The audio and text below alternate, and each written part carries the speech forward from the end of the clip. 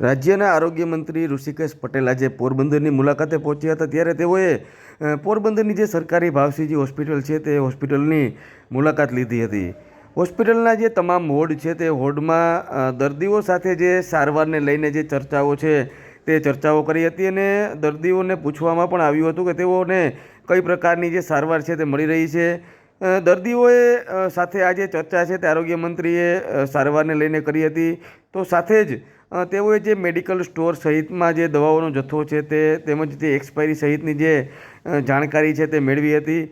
સાથે જ જે આગામી દિવસોમાં જ્યારે આ જે હોસ્પિટલ જે છે તે મેડિકલ કોલેજમાં જ્યારે શિફ્ટ થનાર છે ત્યારે પ્રાથમિક જે તમામ જે સારવાર છે તે અહીં હોસ્પિટલમાં જ મળી રહે તેવી પણ જે સુવિધાઓ છે તે કરવા માટે જે સૂચના છે તે સૂચના આરોગ્ય મંત્રી ઋષિકેશ પટેલે આપી હતી. સાથે જ જરૂરી જે કડીઓ છે તે અંગે પણ જે સૂચનાઓ છે તે હોસ્પિટલના સ્ટાફને આરોગ્ય મંત્રીએ આપી હતી. પોરબંદરને સરકારે નવી બે ભેટ આપી છે. એક કેન્સર વિભાગ દ્વારા, જે આપણો અમદાવાદ મેડિસિટીમાં જીસીઆરઆઈ દ્વારા સંચાલિત છે, એ ભવિષ્યની અંદર સેટેલાઇટ સેન્ટર દ્વારા જીસીઆરઆઈ દ્વારા સંચાલિત કેન્સરના પેશન્ટોને ત્યાં અમદાવાદ સુધી ના આવવું પડે ને હાર્ટના પેશન્ટોને પણ અમદાવાદ સુધી ના આવવું પડે એ પ્રકારની વ્યવસ્થાઓ આપણે ઊભી કરી છે. જે નવી આપણી મેડિકલ કોલેજ જીવર્સની બની રહી છે ત્યાં આગળ વ્યવસ્થાઓ ઊભી કરી રહ્યા છીએ.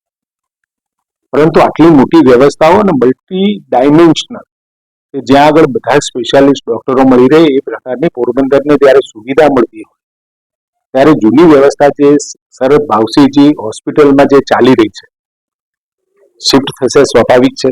અહીંથી ત્યાં આગળ તમામ વ્યવસ્થાઓ નવી મેડિકલ કોલેજમાં શિફ્ટ થાય થોડું દૂર પણ છે લોકોની દ્રષ્ટિએ, પરંતુ વિસ્તરતા શહેરની સાથે એ પણ નજીક થવાનું છે. પરંતુ જે શહેરની મધ્યમાં આવેલા બિલ્ડિંગ પ્રાઇમરી અને સેકન્ડરી ટ્રીટમેન્ટ માટે સજ્જ કરવું પડશે આપણે, જેથી કરી અને શહેરની અંદર વસતા લોકોને અહીંયા જ વ્યવસ્થાઓ મળી રહે.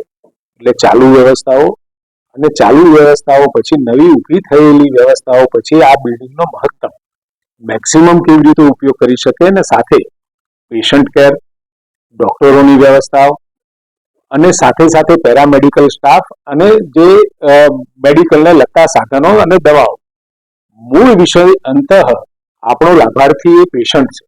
તો એ પેશન્ટની સુવિધાઓ માટે જ્યાં મુશ્કેલીઓ લાગતી હોય, નાની મોટી જે પણ લાગતી હોય, સરકારે ખૂબ સારી વ્યવસ્થાઓ ઊભી કરી છે. છતાં પણ ક્યાંક લેકિંગ દેખાતું હોય તો એને ફિલઅપ પણ થઈ શકે અને સારી વ્યવસ્થાઓ ભવિષ્યમાં ઊભી પણ થાય એનો પ્રયત્ન છે. પરંતુ એક વખત સમગ્રપણે આખું એક વિઝન સાથે એનું બારીકાઈથી નિરીક્ષણ થયું હોય, અધિકારીઓ હોય, અમારા ધારાસભ્ય અર્જુનભાઈ પણ સાથે છે, બાબુભાઈ બોખરિયા અને બીજા આગેવાન અને કાર્યકર્તાઓ સાથે સંવાદની સાથે જરૂરી સૂચનો એ કરવા માટેની આ મારી મહત્વની આજની આ પોરબંદરની અહીંની આ બેઠક હતી અને વિઝિટ પણ હતી. આ પત્યા પછી તરત જ જામનગર એટલે સૌરાષ્ટ્રના મોટા ભાગનો હોસ્પિટલો છે એનો એક પ્રવાસ પૂરો કરી અને એક કોમ્પ્રિહેન્સિવલી સૌરાષ્ટ્ર માટે વધારાની વ્યવસ્થાઓ ભવિષ્યમાં શું થઈ શકે અને મૂળતઃ વિચાર આદરણીય ભૂપેન્દ્રભાઈએ જે વ્યક્ત કર્યો હતો એ દરેક રિજિયનની અંદર જે વ્યવસ્થાઓ અમદાવાદ છે એ જ પ્રકારની વ્યવસ્થાઓ રિજિયન વાઇઝ મળે એટલે પેશન્ટોને ત્યાં આવવામાં કોઈ તકલીફ ના પડે. આમ તો અમદાવાદ આવે એટલે તકલીફ પડતી હોય છે, પરંતુ અહીંયા જ એની સારવાર ઉપલબ્ધ થાય એ પ્રકારની વ્યવસ્થાઓની દિશા તરફ રાજ્ય સરકાર છે. એ સૂચનાઓ આપી. તમને મેં જે સૂચનાઓ આપું છું એ મોટાભાગની જે વાત છે એ નવું આધુનિકરણ અને સાથે પેશન્ટ કેરની વાત છે. અને જે સૂચનાઓનો વિષય છે જાહેર પબ્લિશ કરવાનો વિષય નથી. જે હશે અમારા ડોક્ટર મિત્રો, અધિકારી મિત્રો સાથે ચોક્કસ શેર કરીશું. નવી આપણે 108માંથી આઈસીયુએન વ્હીલ્સ અને સાથે બીજી એમ્બ્યુલન્સ ખરીદી રહ્યા છીએ. એમાં દરેક જિલ્લામાં એક આઈસીયુએન વ્હીલ્સ અને નવી 108 આપણે ફાળવણી કરવાના છીએ. એટલે હોસ્પિટલ માટે જ્યારે જરૂર પડે ત્યારે એ પ્રકારની વ્યવસ્થાઓ મળી રહે એની આપણે કાળજી લઈએ છીએ. એ મુદ્દો હજુ અમે બેઠકની અંદર ચર્ચવાનો બાકી છે. ઉભા વાત થઈ છે, પરંતુ એ મુદ્દાનું પણ ખૂબ ઝડપથી નિરાકરણ લાવી છે. સાથે જ પ્રશ્ન શોધવો પડશે, લોકોએ પણ શોધવો પડશે અને સરકાર એ બાબતમાં આગળ જ છે.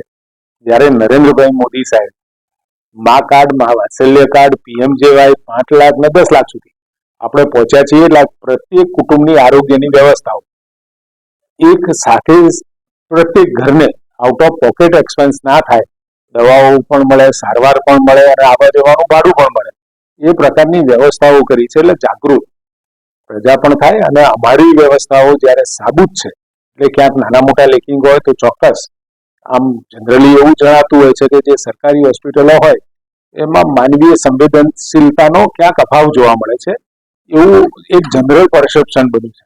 એ પણ ઘણી બધી ટ્રેનિંગ પ્રોગ્રામના આધારે આપણે એને સુધારી રહ્યા છીએ. અહીંયા આગળ ફરજિયાત સુવિધાઓ જ્યાં ના હોય, જે વિષયની અંદર ના હોય, અને અંતે તો પેશન્ટ મહત્વનો હોય છે. કોઈ પેશન્ટ અહીંયા હોસ્પિટલમાં આવ્યો અને હોસ્પિટલમાં એને સ્થિર કરી, એટલે એનો જે કંઈ નાની મોટો મુશ્કેલી વાળો વિષય પસાર કરી અને આગળની સુવિધાઓ ક્યાંક લેકિંગ હોય તો ચોક્કસ એને રિફર કરવો પડે. અંતે તો પેશન્ટના સારા થવાપણા પાછળ આપણો હેતુ હોય છે. ભવિષ્યમાં નવી જે આપણી સરકારી મેડિકલ કોલેજ બનશે, આદરણીય નરેન્દ્રભાઈએ આજે આપણી સરકારની જે મેડિકલ કોલેજો છે એમાં 5 રાજ્ય સરકારને પણ નર્સિંગ કોલેજો આપે છે, એ પૈકીની આપણે અહીંયા પણ શરૂ થશે. આરોગ્ય મંત્રી ઋષિકેશ પટેલે ઓચિંતી જે રીતે તમામ જે વોર્ડ છે તે વોર્ડની મુલાકાત જે સરકારી ભાવસીજી હોસ્પિટલની લીધી હતી, ત્યારે ક્યાંક ને ક્યાંક જે સુવિધાઓનો અભાવ જે છે તેને લઈને પણ તંત્ર છે તે તંત્રને અને જવાબદાર જે સ્ટાફ છે તેને સૂચનો કર્યા હતા. સાથે જ જે આગામી દિવસોમાં જે રીતે રાજ્ય સરકાર દ્વારા જે રાજ્યને 5 જેટલી જે નર્સિંગ કોલેજો ફાળવવામાં આવી છે, તેમાંથી પોરબંદરને પણ એક જે નર્સિંગ કોલેજ છે તે કોલેજ ફાળવવામાં આવી હોવાની જે માહિતી છે તે માહિતી આરોગ્ય મંત્રી ઋષિકેશ પટેલે આપી હતી.